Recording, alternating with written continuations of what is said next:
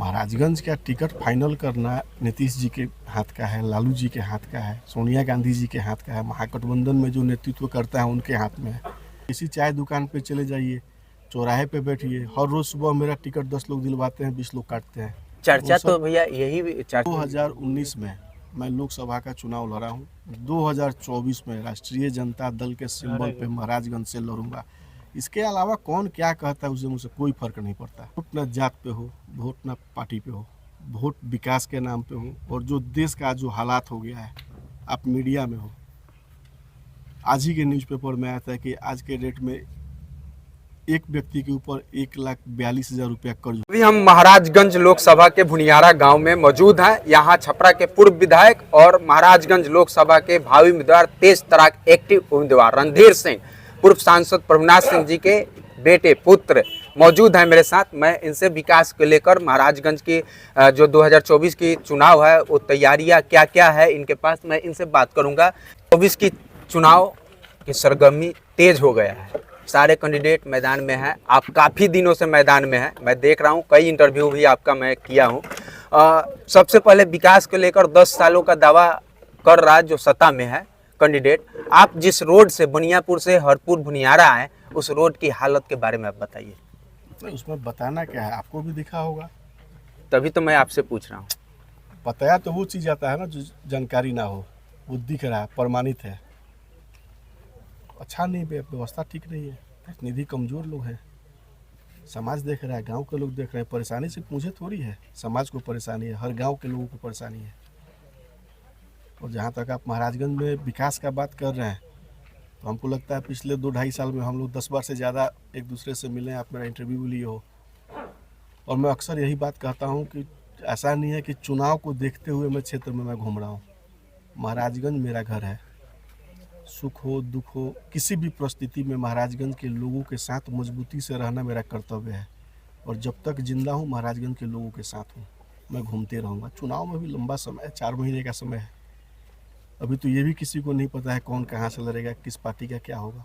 लेकिन महाराजगंज से ये जेडीयू और राजद का गठबंधन है, आप आरजेडी से बिलोंग करते हैं, लेकिन जो हेम नारायण शाह जी हैं वो दावा ठोक रहे हैं कि यहाँ का टिकट फाइनल है मेरा, इस पे क्या कहिएगा? ये तो उनके कहने पे तो मैं कुछ बोलूँगा नहीं।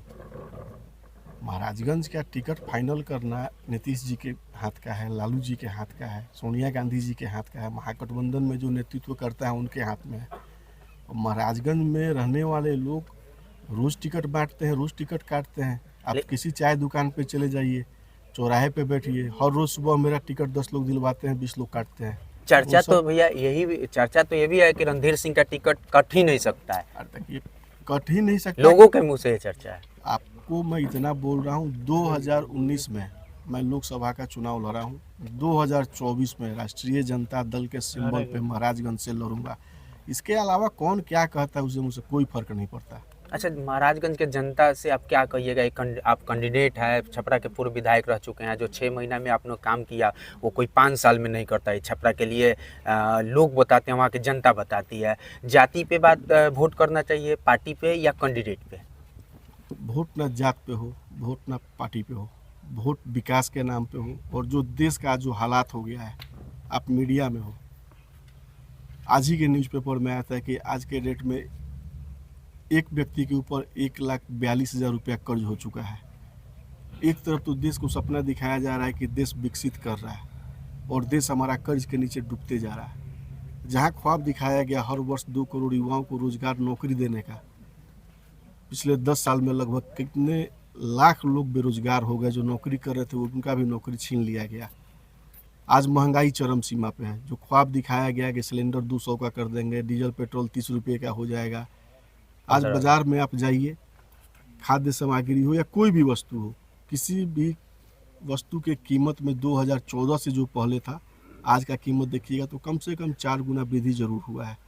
तो चुनाव में मुद्दा महंगाई होना चाहिए, बेरोजगारी होना चाहिए, विकास होना चाहिए। ये जात पात पार्टी ये चुनाव का मुद्दा नहीं होना चाहिए। अब तो ऐसा देश का माहौल बन गया है कि अब जात पात पे नहीं बात बन रहा, तो अब राम के नाम पे भी वोट मांगा जा रहा है। क्या कीजिएगा, धर्म के नाम पे आस्था से खिलवाड़ हो रहा है, भगवान के नाम पे वोट मांगा जा रहा है। ये सब कहीं से उचित नहीं है।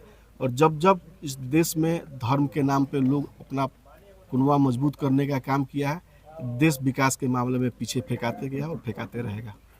तो भाजपा का ये तो एजेंडा है हिंदुत्व को मजबूत करना, हिंदुत्व को लेकर चलना, हिंदुत्व को जनता के बीच में अतुल जी, रखना। मैं राजपूत हूँ, मैं हिंदू हूँ, इसका सर्टिफिकेट मुझे भाजपा वाले नहीं दे सकते हैं। खून में हिंदुत्व होना चाहिए, आत्मा में हिंदुत्व होना चाहिए। लाल टीका गमछा बांधने से कोई हिंदू नहीं हो सकता है। जब आपको महाराजगंज के सीट पे लोग जनता वोट देकर बैठा देगी तो महाराजगंज के लिए आप क्या करेंगे जो 10 सालों में नहीं हुआ?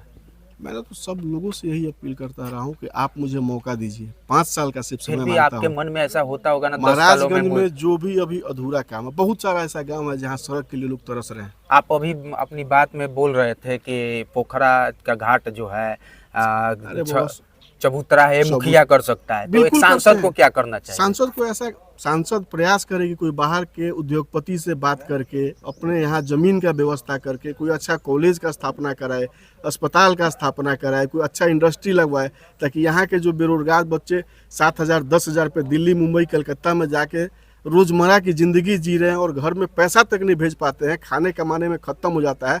यहाँ अगर वो 8,000 का नौकरी करेगा, 7,000 का नौकरी करेगा, अपने परिवार के साथ रहेगा, माँ बाप के साथ रहेगा और परिवार के साथ खुशी से अपना जीवन निर्वाह करेगा। मेरा लक्ष्य ये होगा कि बाहर के लोगों को बुलाकर महाराजगंज की धरती पे अच्छा से अच्छा काम कराया जाए, ताकि हमारे क्षेत्र का विकास हो, यहाँ के समाज का विकास हो। अंतिम क्वेश्चन मेरा, ये 40 सांसद होते हैं बिहार में, 243 विधायक है, लेकिन जीतने के बाद कोई सांसद आवाज़ नहीं उठाता है लोकसभा में बिहारी के प्रति, बिहार के अपने क्षेत्र के प्रति। आप किस विश्वास से बोल रहे हैं कि हम आवाज़ उठाएंगे? आप पे जनता कैसे विश्वास कर ले? विश्वासघात तो होता है या जनता के साथ विश्वासघात होता है, वो तो समाज के सामने जो किया होगा समाज जानता है। और हम कैसे आवाज़ उठाएंगे आपको पता होना चाहिए। मेरे बाबूजी का नाम प्रभुनाथ सिंह है। अगर माथा पे 10 क्विंटल का लोड भी रहेगा तो गर्दन झुक नहीं सकता है। गर्दन अगर किसी के पास झुकता है तो सम्मान में, और जो बेटे की तरफ प्यार देगा कोई डर से नहीं झुका सकता। जिस दिन सदन में गए, इस महाराजगंज के गरिमा को इतना मजबूती से रखेंगे कि पूरा देश देखेगा और महाराजगंज का नाम हिंदुस्तान के मानचित्र पे फिर उसी तरह मजबूती से दर्शाया जाने का काम होगा।